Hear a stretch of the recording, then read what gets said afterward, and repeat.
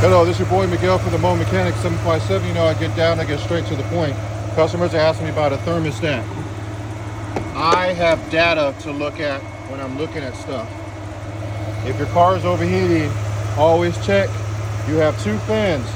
This fan that's closest to the driver, that fan is going to be for the engine. When you turn the air conditioner on, this one for the passenger is going to be for the air conditioner. If your vehicle is overheating, both of those will cut on. One of the ways to know that if your thermostat is working correctly and you do not have this fancy diagnostic machine, which will be in the description of the video, you take your hand on the first one, nice and warm. You take your hand on the second one, if you can get your hand on it, and they should be equal temperatures. And these two are equal temperatures. Hot, hot. Another way of knowing is turn on your heat. If you got full blast, you know your car has good circulation. But to get down and pinpoint it a lot better, I look at the data. This will literally tell me right now the air conditioner is on and the car is cooler than what it was because both fans are on. The other thing is, if the compressor itself is going bad, it will cause your car to overheat, or the condenser in the front could be dirty and not allowing to dissipate the heat, which actually just fins are really messed up. So just think of the car that's right down there. So just think of an air conditioning unit that you used to put your hand out, a window unit.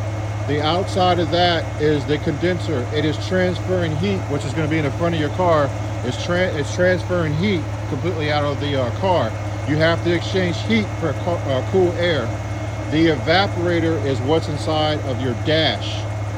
Your cooling fans are the fans that are in the air conditioner, and it's cooling down the compressor, and it's pulling out the air.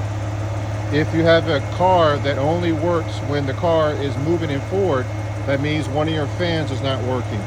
So in this case, I'm going to recommend the customer take a garden hose and go up under here and just clean that out. That is completely dirty, so this car cannot exchange the heat.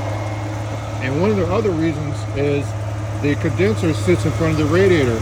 So if the air conditioner itself is not allowing the heat to dissipate, the radiator itself can't do it either. Because remember, the condenser is first, and then the radiator. So I'm going to recommend the customer take a garden hose and just clean that off instead of replacing it. So I'm going to put my hand on this again. Warm, warm. That means it is completely circulating all the way around.